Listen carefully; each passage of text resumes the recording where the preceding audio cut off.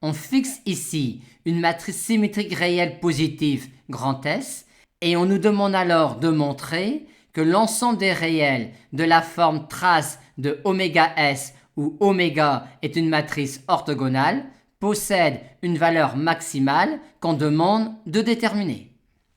Tout d'abord, on va revenir à un problème sur les endomorphismes en considérant un endomorphisme petit s d'un espace euclidien dont la matrice dans une base orthonormée de cet espace euclidien est la matrice grand S. Et considérer alors ces réels-là revient à considérer ces réels-là où U est une isométrie vectorielle quelconque de l'espace euclidien. Et maintenant, on revient à l'aspect matriciel en disant que ceci revient à déterminer les traces des matrices U, D, où D est une matrice diagonale de coefficients diagonaux lambda 1, lambda 2, lambda n, tous positifs, et où U est une matrice orthogonale quelconque.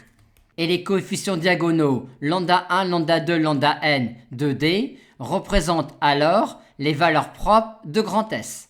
Maintenant, on peut calculer cette expression-là en se ramenant à la norme euclidienne canonique sur MNR.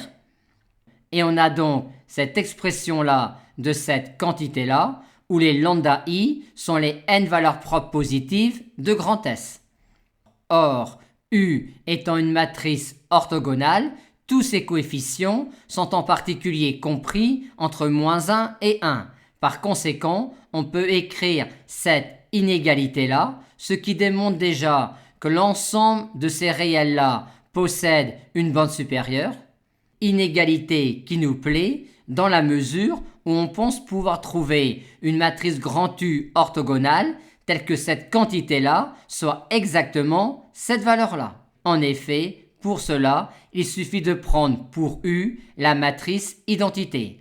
En conclusion, l'ensemble de ces réels-là possède bien une valeur maximale qui est la somme des valeurs propres de grand S et qui est donc également la trace de grand S.